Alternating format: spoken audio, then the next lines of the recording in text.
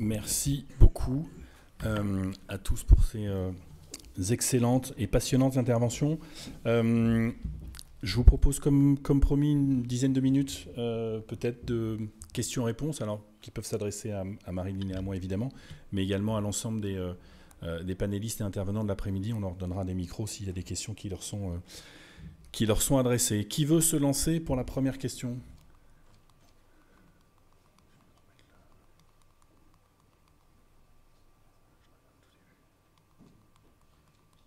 Alors, je propose de passer à la deuxième question.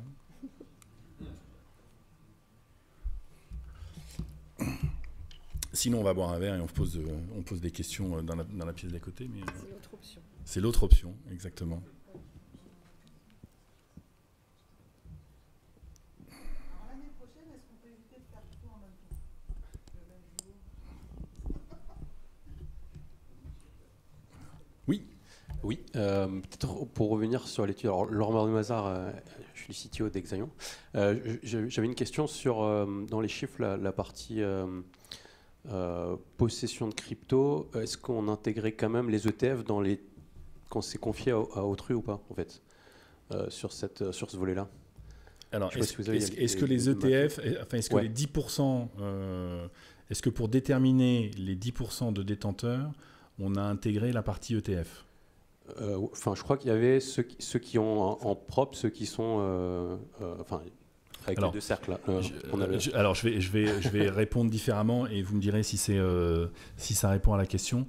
Les 10% de détenteurs, enfin toute la pyramide qu'on a descendue à partir de la notoriété des actifs numériques à 92% jusqu'aux détenteurs à 10%, dont 7% actifs et 3 points non actifs, ce sont des détenteurs d'actifs numériques en direct, en propre, pas via des produits type ETP, ETF ou ETN.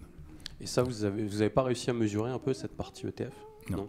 On sait que 66%, c'est un des derniers points, un des derniers chiffres qui était présenté, on sait que 66% se déclarent intéressés par d'autres véhicules qui permettraient de s'exposer aux actifs numériques. Mais après, on n'est pas rentré dans ce niveau de détail-là. C'est peut-être des choses qu'on creusera pour l'étude l'année prochaine.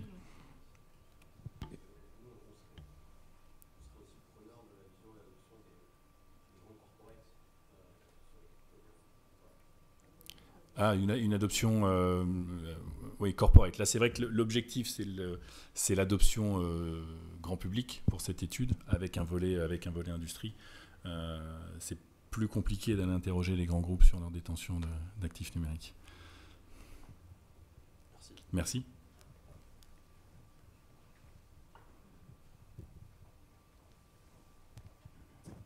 Bonjour, Olivier Taille pour Natixis Investment Managers. En rebond sur cette question-là et sur la problématique de comment accélérer le passage at scale. Finalement, il y a un acteur majeur qui est complètement absent aujourd'hui du dispositif, c'est l'asset management. En Europe en tout cas, parce qu'aujourd'hui, on ne peut pas mettre des cryptoactifs dans les produits que connaissent le mieux les gens, c'est-à-dire des OPCVM. Que dans les AIF, c'est possible, mais dans des structures à 2 étages. Donc pas forcément très compétitif par rapport à des produits type ETF tels qu'on les connaît aux États-Unis. Qu'on a un problème réglementaire parce que l'ETF en Europe est forcément un OPCVM. Donc du coup, si on voulait décalquer en Europe la notion d'ETF Bitcoin Cash, on a un souci. Et j'ai quand même tendance à penser que parmi ce qui manque aujourd'hui, pour faciliter le passage à l'échelle, le retail traditionnel bercé depuis des années sur des produits extrêmement classiques, type l'assurance vie, le PEA, les OPCVM, etc. Si on pouvait faire un pas en avant concernant l'évolution de ces réglementations pour les ouvrir à l'investissement en ETF, on pourrait drainer beaucoup plus d'AUM qu'aujourd'hui. Ça alimenterait le business des exchanges, ça alimenterait le business de ceux qui ont fait l'effort de se faire agréé en tant que custodian sur ces sujets-là. Et donc je trouve que en axe prioritaire sur 2025, si on pouvait faire l'effort de faire bouger les lignes côté appréhension de produits retail qui seraient investis en actifs numériques, ça ne serait pas perdu pour tout le monde. Alors, il y a énormément de choses dans votre, dans votre point. Je vais répondre de plusieurs façons. La première, c'est que depuis 2019, mettre des cryptos dans des véhicules financiers traditionnels, c'est possible. C'est pas tout à fait accessible au grand public. On est bien d'accord. Néanmoins, en Europe, c'est vrai qu'il y a eu énormément de publicité autour des ETF américains début 2024. En Europe, il existe des solutions, alors qui ne sont pas des ETF, qui sont des ETP ou des ETN. La différence, je vais faire assez simple, c'est que ce ne sont pas des produits spot, ce sont des produits futurs. Mais globalement, en Europe, vous avez des produits qui existent depuis 2015, qui permettent, sur un compte titre, d'investir en Bitcoin et de répliquer Bitcoin au centime près depuis 10 ans, et on a ce recul depuis 10 ans. Donc ces solutions existent, elles sont éprouvées, classiques, et ce sont des solutions européennes. Après, je pense, et là je vais sortir un petit peu du cadre de l'étude, mais je pense que la question qu'il faut aussi se poser, c'est comment faire converger les... Parce qu'il y a deux aspects, et Exarch et Kittrade l'ont très bien exprimé, il y a une volonté de la part des acteurs traditionnels de conserver leurs MUM et pourquoi pas d'attirer de nouveaux clients chez les concurrents, mais encore une fois sur des concurrents traditionnels. Et ce que met en évidence l'étude, c'est sur la partie adoption, ce sont des investisseurs, c'est le terme global, qui s'intéressent aux actifs numériques directement. Et donc, l'intérêt de la dernière question sur les actifs, un petit peu, enfin sur les sous-jacents différents bancaires, c'est de se dire finalement, est-ce qu'il ne va pas y avoir deux mondes qui vont se développer en parallèle, parce que finalement, quelqu'un qui aura l'opportunité d'investir indirectement dans Bitcoin via son compte titre, aujourd'hui c'est parfaitement possible, demain ou après-demain via de l'assurance vie, via une OPCV ou non, enfin via un OPCVM ou non, ça c'est un autre sujet.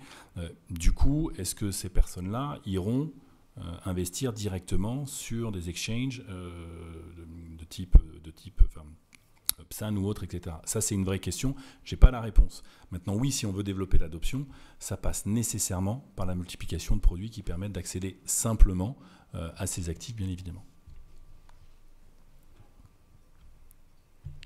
Ouais, Loïc.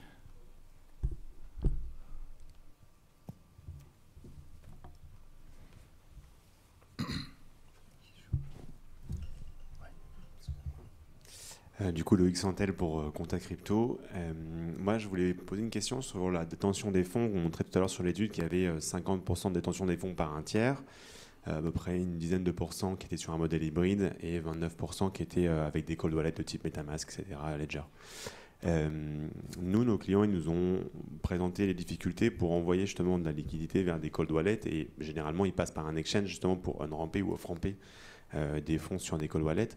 Alors, ma question, c'est comment est-ce possible qu'il y ait un pourcentage plus important sur la détention sur des cold wallets versus sur un modèle hybride, du coup, étant donné qu'il y a ce passage obligatoire par un tiers, du coup, pour pouvoir envoyer de la liquidité sur un cold wallet. Alors, c'est pas du cumul, c'est-à-dire qu'il y a, j'ai plus les chiffres exacts en tête, mais il y a effectivement un regroupement. Non, je ne les ai pas là. Il faut voir que, d'un côté, il y a ceux qui passent par un centralisateur, un PSAN ou un acteur qui va opérer la custody. Je crois que c'est 58% de mémoire. Et des acteurs qui détiennent uniquement leurs actifs numériques sur un wallet.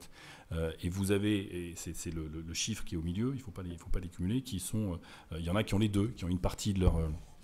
voilà, c'est 58% qui sont sur des exchanges, 29% qui sont en wallet, et en fait il y a un regroupement parce que certains détenteurs ont à la fois des fonds sur un exchange et à la fois des fonds sur un wallet.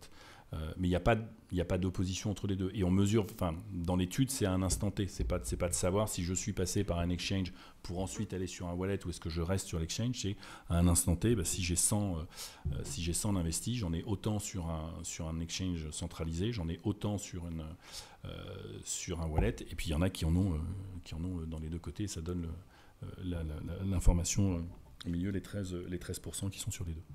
Merci Si pour la on avait précision. mesuré au moment de l'affaire FTX, il y en aurait certainement eu beaucoup plus. J'imagine, oui. Merci.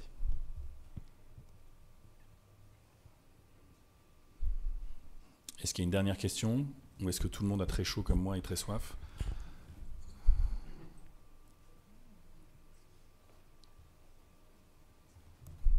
C'est tout bon? Mais écoutez, encore un immense merci à tous et aux équipes. Je n'oublie pas les équipes de Deloitte, les équipes de l'ADAN. Un grand merci à Cube3 également de nous avoir aidé, et Cryptost à organiser la diffusion en live de cette restitution. Et comme je me le plais à dire, je l'ai dit hier, je le répète ici, il y a pas mal de business qui nous attend et il est temps de se retrousser les manches et de parler un peu plus de business et un petit peu moins de réglementation. Merci à tous et je vous invite à prendre un verre. Merci à toutes et à tous.